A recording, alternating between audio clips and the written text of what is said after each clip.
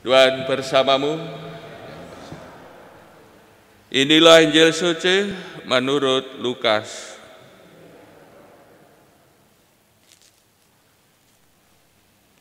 Sekali peristiwa Yesus mendaki sebuah bukit untuk berdoa. Semalam-malaman ia berdoa kepada Allah.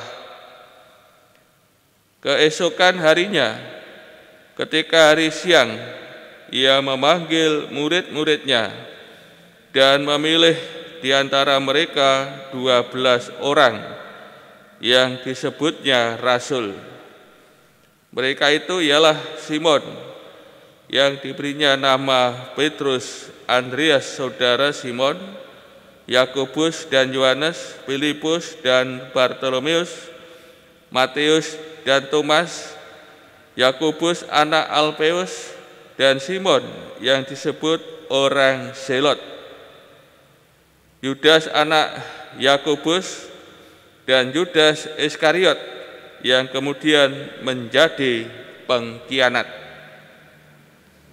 Lalu Yesus turun bersama mereka dan berhenti pada suatu tempat yang datar.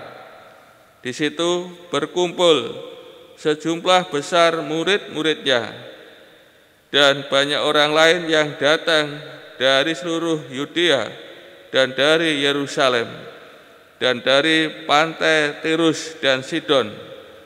Mereka datang untuk mendengarkan Dia dan untuk disembuhkan dari penyakit mereka. Juga mereka yang kerasukan roh-roh jahat mendapat kesembuhan. Dan orang banyak itu berusaha menjamah Dia, sebab daripadanya keluar suatu kuasa, dan semua orang itu disembuhkannya. Demikianlah sabda Tuhan.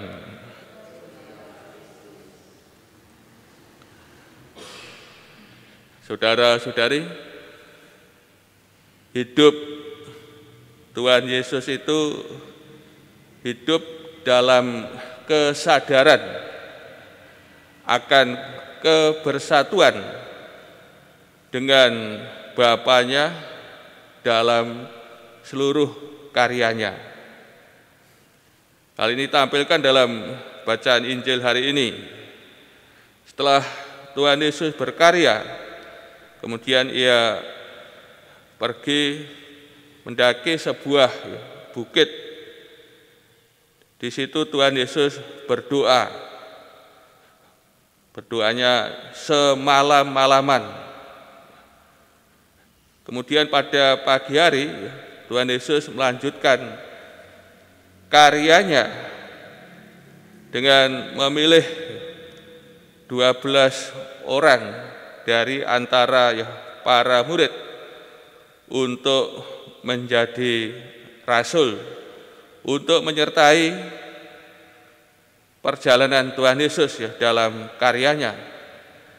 Dan kemudian mereka ini diutus untuk melanjutkan karya Tuhan Yesus. Tentu pemilihan 12 rasul ini peristiwa yang penting bagi Tuhan Yesus.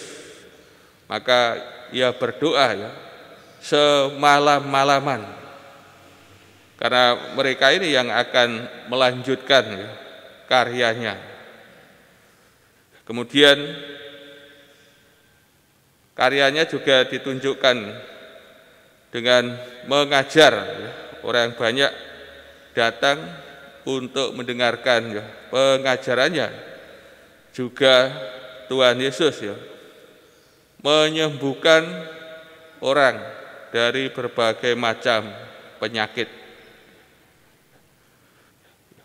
Karya Tuhan Yesus, seluruh karyanya mendapatkan sumber, mendapatkan kekuatan, mendapatkan arahan dari Bapanya sendiri. Saudara-saudari yang terkasih, semangat ini hendaknya juga kita teladan dalam hidup kita. hidup dalam kebersatuan dengan Allah, dengan Tuhan.